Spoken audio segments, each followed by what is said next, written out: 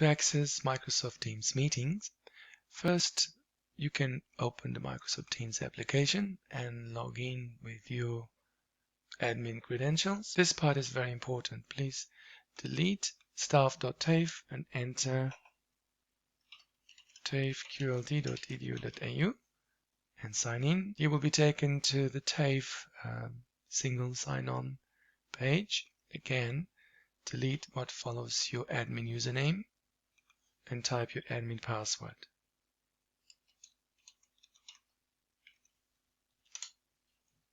And sign in. Then the third part of the logging in is using your Windows Authenticator app on your phone. So you need to approve the login to access Microsoft Teams, which is one of Microsoft Office 365 cloud-based applications.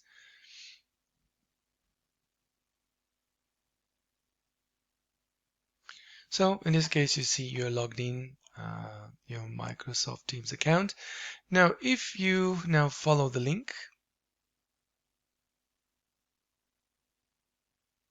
and again click on the top link that either opens the Microsoft Teams application or takes you to the login for this particular video conferencing meeting, and just click on Join Now.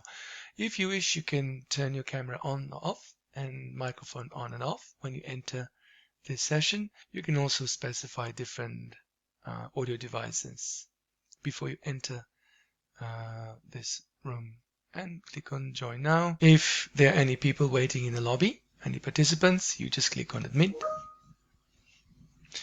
And that's it, you're in a meeting.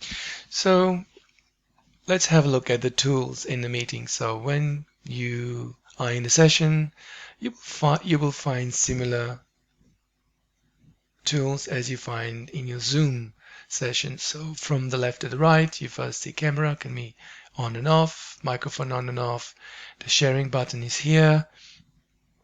And if you click on the ellipsis or the three dots, you will be able to start recording and also later stop recording your session.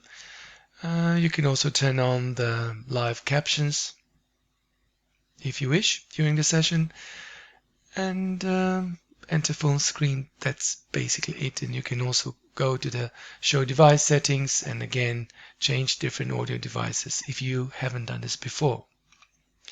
So if there's a student, if they want your attention, they can click on raise hand, and you will know that they are asking you a question, and you